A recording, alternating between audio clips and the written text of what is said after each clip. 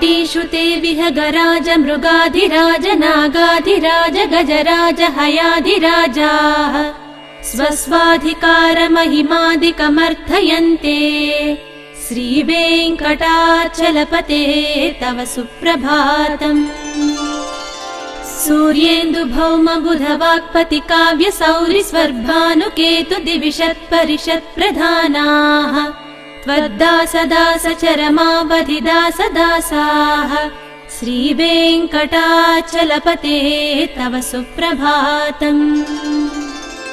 त्वत्पादधूलिभरितस्फुरितोत्तमाङ्गाः स्वर्गापवर्गनिरपेक्षनिजान्तरङ्गाः कल्पागमाकलनयाकुलतां लभन्ते श्रीवेङ्कटाचलपते तव सुप्रभातम्।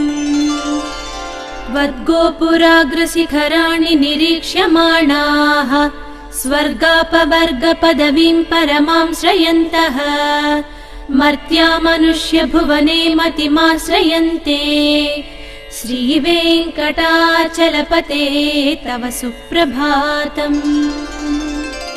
श्रीभूमिनायक दयादिगुणामृताब्धे देवादिदेव जगदेक शरण्यमूर्ते श्रीमन्ननन्त गरुडाधिभिरर्चिताङ्घ्रे श्रीवेङ्कटाचलपते तव सुप्रभातम्।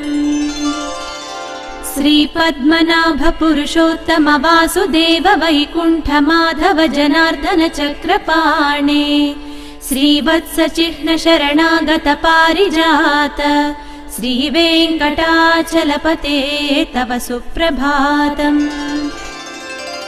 कन्दर्पदर्पहर सुन्दर दिव्यमूर्ते कान्ताकुचाम्बुरुह कुट्मललोल दृष्टे कल्याण निर्मल गुणाकर दिव्यकीर्ते श्रीवेङ्कटाचलपते तव सुप्रभातम्।